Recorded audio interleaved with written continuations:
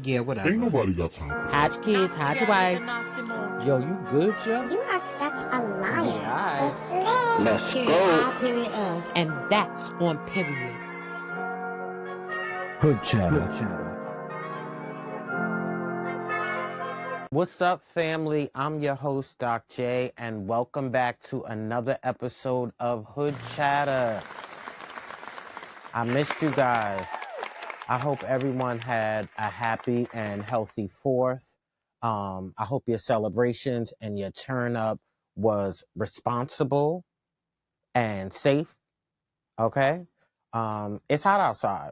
So remember to stay hydrated and drink your water, because you cannot be outside in this heat trying to turn up, drinking, and you're not drinking any water. That is a recipe for disaster. So be kind to yourself, be smart, and if you know you're going to be drinking, Uber it. If you're not sure if you're going to be drinking, Uber it, because losing our life or taking the life of someone else is just not worth it. So let's party responsibly, everybody. So now that we are post Pride Month and post Pride Parade, I wanted to take this time to highlight my story and my experiences in hopes that it'll help someone else who might be experiencing similar situations, and to also help some of us change our way of thinking, our way of approaching, and the words that we say to other people, just in an effort to make this world a better place for everybody, you know? So with that, let's jump right in. However, I would like to offer this disclaimer. This story is mine. And it has nothing to do with anyone else. So if my testimonial makes someone feel some type of way, or if you think at some point I might be talking about you, take stock of yourself and your actions and govern yourself accordingly, because this is one instance where I will not take responsibility for the way anyone else feels about my truth. Okay? Like to hear it? Here we go. Let's start with the obvious. I'm Black, I'm a male, I'm gay, and I'm feminine. Shit, that's a story in itself, right? But I tell people all the time, I'm like a game of spades. I just played the hand I was dealt. But keep in mind, since I got to play this hand, I'm going to try to put the wheels on it. Run a bubble or Boston, tens across the board. Okay? But what you see is what you get. Literally. Like, imagine me as a 6-year-old. I was the same exact person in a smaller body. It was no question. Like, Stevie Wonder could see that I was gay. Real talk. Because I was naturally feminine. It wasn't anything that I was taught or I picked up on from somewhere. It was my demeanor from the time that I could walk and talk. And it was completely outside of my control. My parents knew it. My family knew it. Shit, everybody knew it. But you know how it is in the Black and brown community.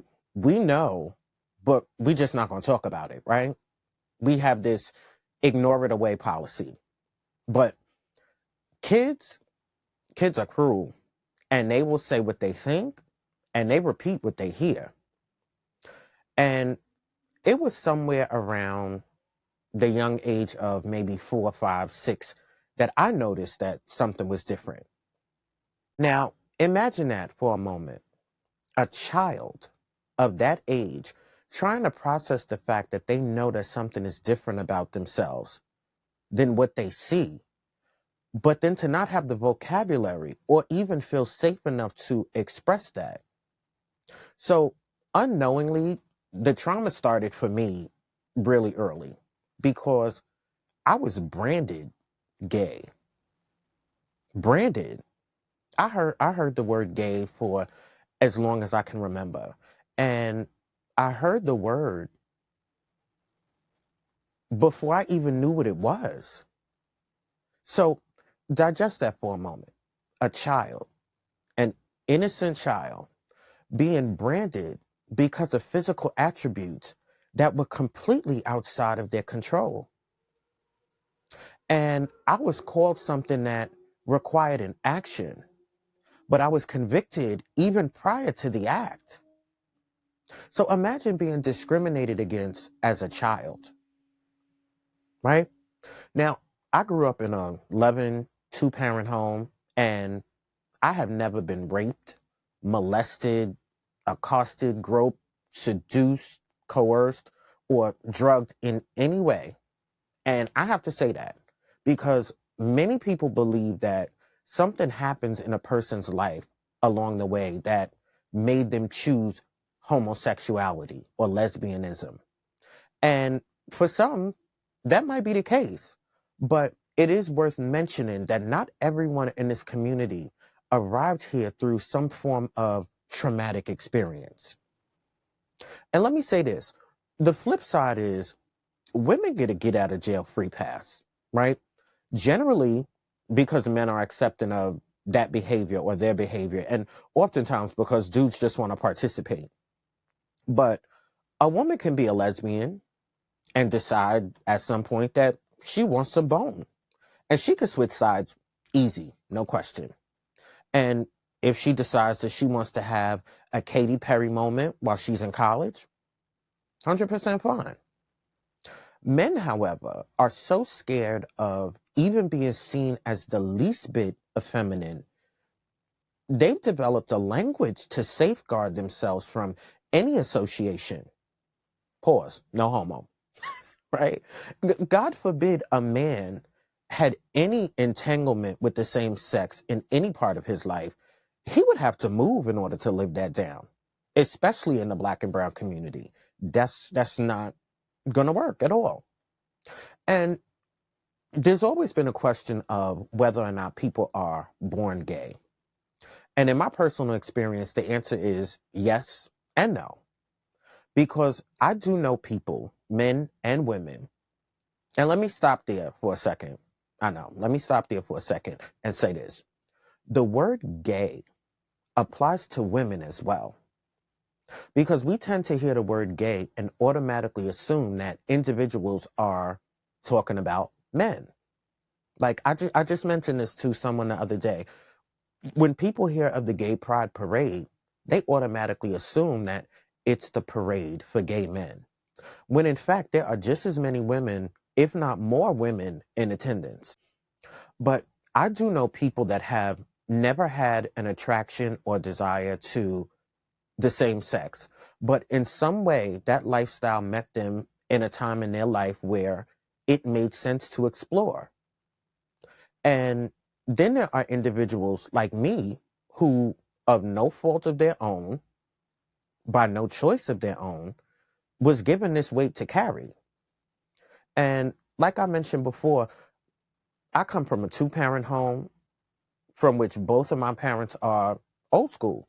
And my father was a hood dude. So my mannerisms and any other isms weren't things that were learned or forced upon me. It was just natural development that was completely outside of my control.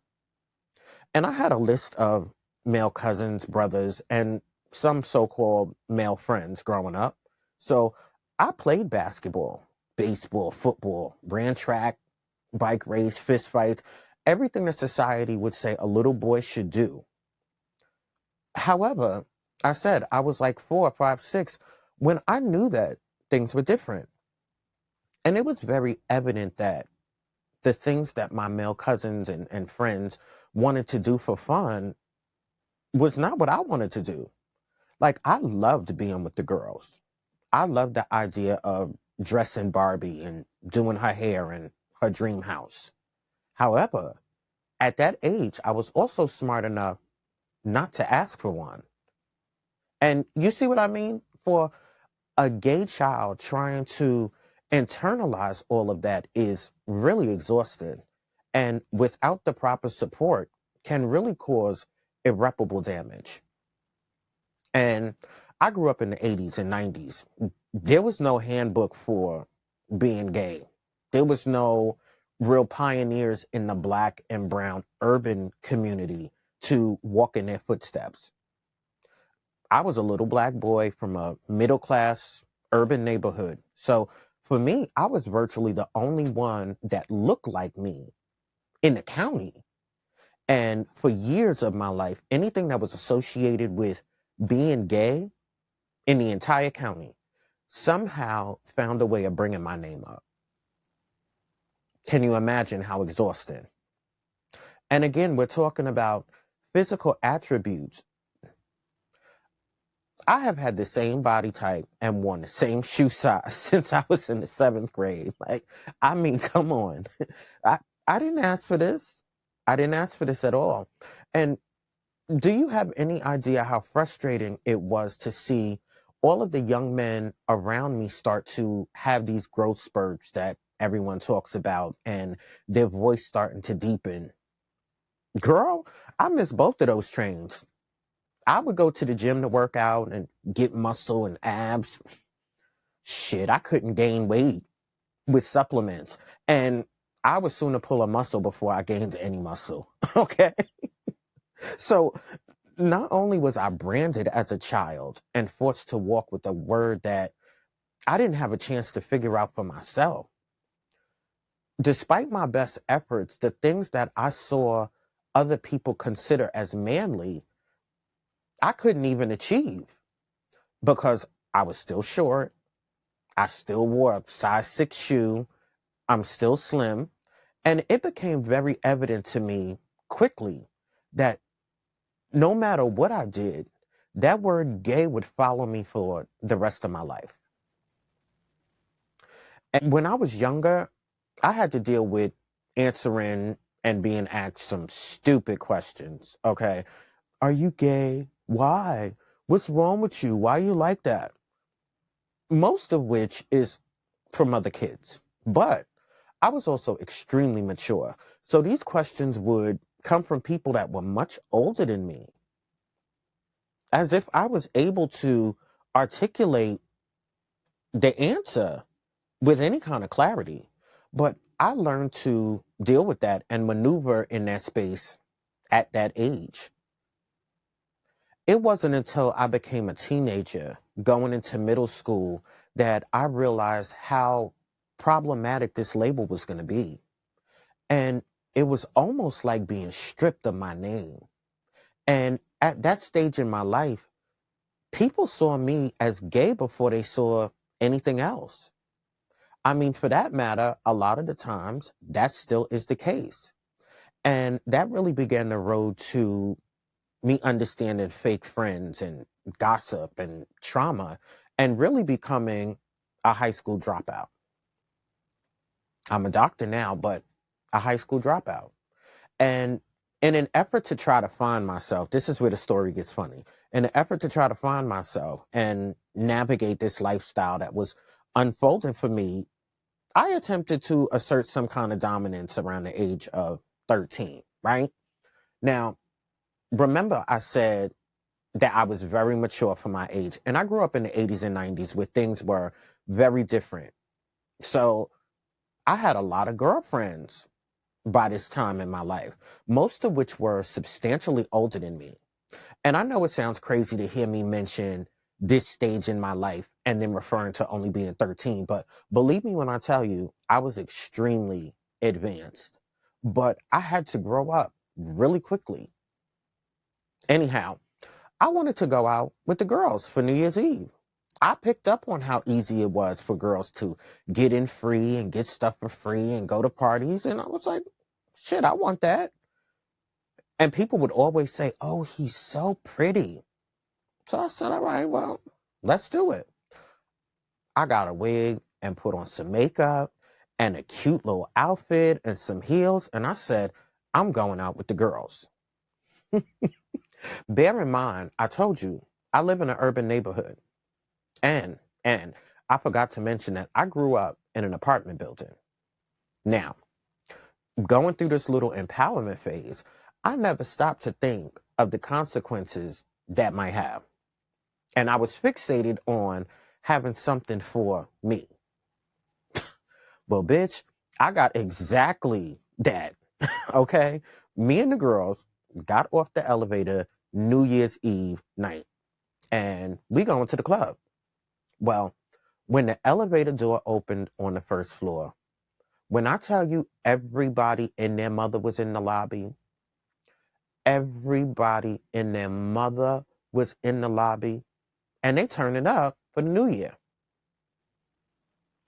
Baby, I almost died. When I tell you I almost D-I-E-D died.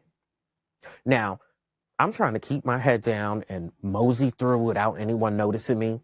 Wrong. Wrong. I was with these girls all the time.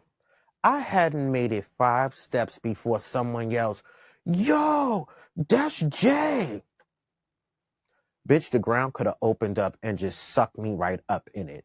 Like literally disappeared for life.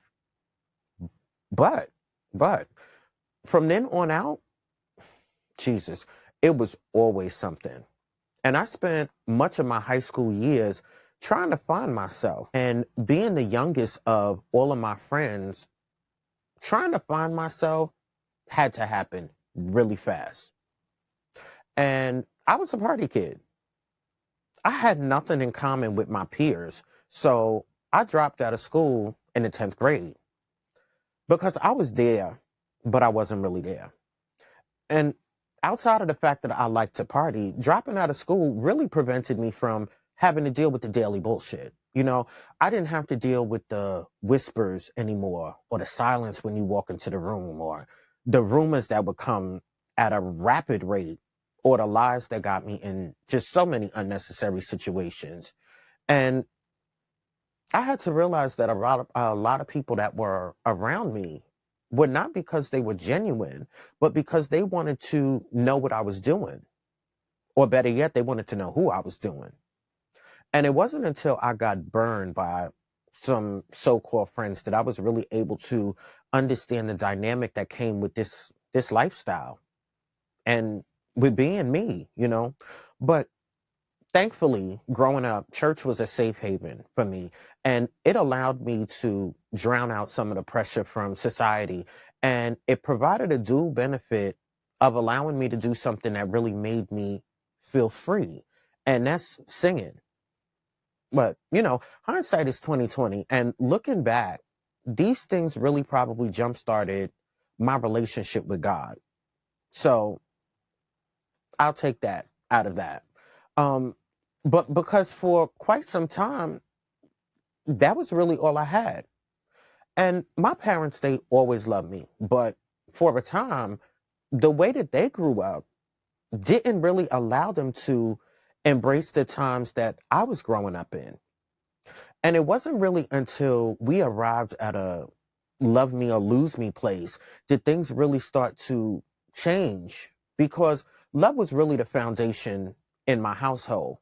But for a little while, you know, that whole gay thing really became problematic. Um, Unfortunately, many people in this lifestyle do not have that opportunity to have family take them back in and tell them they love them. And oftentimes they're thrown out and their lives are just absolutely turned around, and they're, you know, discarded like garbage. However, it wasn't until I got older and settled into myself was I able to start to pick up on some of the things and the people in the church that were not as loving as they portrayed. But you know, when I grew up and got more comfortable in my own skin and in the confidence that I was not a mistake and nothing was wrong with me, I noticed how little support I truly received over the years. And from my experiences with the Black church, and I say the Black church because I have been to many churches over the years, all over the country, from mega churches to storefront establishments. And in the Black church, gays have always been tolerated for the most part, as long as the gay ran or sang in the choir. Because as long as the gays are doing something that can benefit the masses, then our presence is okay in that specific capacity. You're showered with love. Love. When you can get the congregation to shout or shed a tear.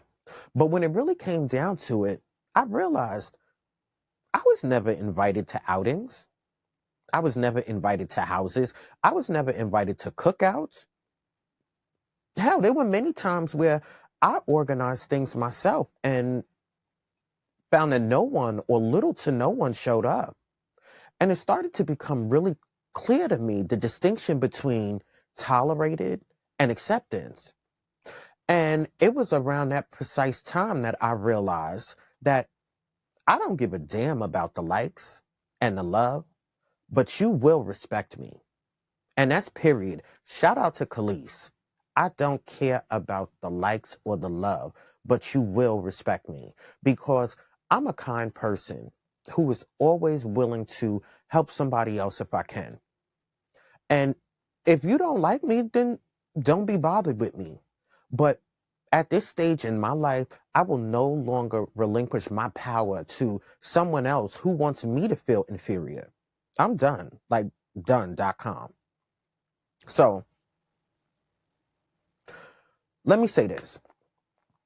Following the mass shooting that happened a couple of years ago back in Florida, I had wrote this piece that was very near and dear to my heart. And I want to share that with you right now, family, because I really believe that, it tags onto my story, but it provides a clear understanding of some of the things that I just touched on. And it provides a little insight into the lives of the people in my community. So here we go. In the urban community, especially in the urban community, people oftentimes criticize and become very angry at the fact that there is a down low community. And they often criticize for not coming out the closet, right? For the lack of a better term. However, who would dare to reveal themselves to people when two words have the potential of ruining your entire life forever? All you have to say is, I'm gay, and that can potentially ruin your entire life forever. Like, what person in their right mind would want to expose their sexual preferences when the responses that follow are oftentimes very negative? So, who would want to be the topic of constant conversation or lies and discrimination or whispering and physical abuse, verbal abuse, bullying, loss of family, loss of friends, issues with gaining employment, and the worst of them all, the one place of refuge, the one place of security that everyone should be afforded, the church, oftentimes turns their backs on the very individuals that they embraced the Sunday before. Like, imagine the hurt and the struggle that comes when someone's family tells them they no longer want to be a part of their lives. Or when the friends that you talked with yesterday ignore you and talk about you today. It's hard enough growing up in the urban community as a Black man. And we're in constant fear of blue coats and blue lights. But to add insult to injury, now men and women who take the leap of courage in living the lives that they choose now have to fear whether or not they'll go down in history being the next victim of a hate crime. And for a Black man who is gay and feminine, oftentimes that puts me and others like me at the bottom of the food chain in the eyes of society and in the Black community and in the Black church. And the fear that is associated with that is sometimes crippling. And it causes people to walk around in constant observation of who's around you, who's looking at you, who's beside you, who's, really for you and who's against you. And it creates feelings of inadequacy and shame and doubt and anxiety and depression. And it can lead to drugs and promiscuity, and sometimes for people, suicide. And oftentimes, people will even express openly their desire to harm or even kill gay people simply because they don't agree with their lifestyle. And these days, you don't necessarily have to identify as being openly gay. But for someone like myself who is visibly feminine or has stepped outside the box that was created by society, you are automatically targeted. Let me say this. I didn't wake up one morning and ask to look like this. I didn't ask to sound like this or walk like this or talk like this. But I did decide not to be ashamed of who I am. And I trust that God didn't make a mistake on me. And I'm going to walk with my head up and not believe what people think or say about me. I'm going to live life to the fullest. And I'm going to keep God first and know that He will never put more on me than I can bear. So I wrote this message to provide insight to those looking from the outside in. And I tell you this, be kind to people, regardless of how you feel about their choices or their decisions. And think about what it would do to you if suddenly everything that you know and you love no longer wants to know and love you. So if you don't like someone, leave them alone.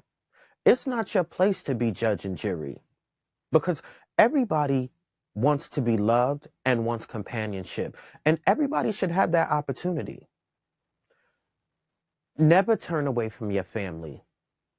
Always think before you speak, listen before you judge, and pray before you react. I love you, family. I really do. And if you don't take anything else away from this, be kind to people. And if you can't do that, just leave them alone. Because we were not commanded to like. We were commanded to love God, love ourselves, love your neighbor, and love your enemy. And remember, if you're not a contender, you're a pretender. Thanks for listening, you guys. See you next week.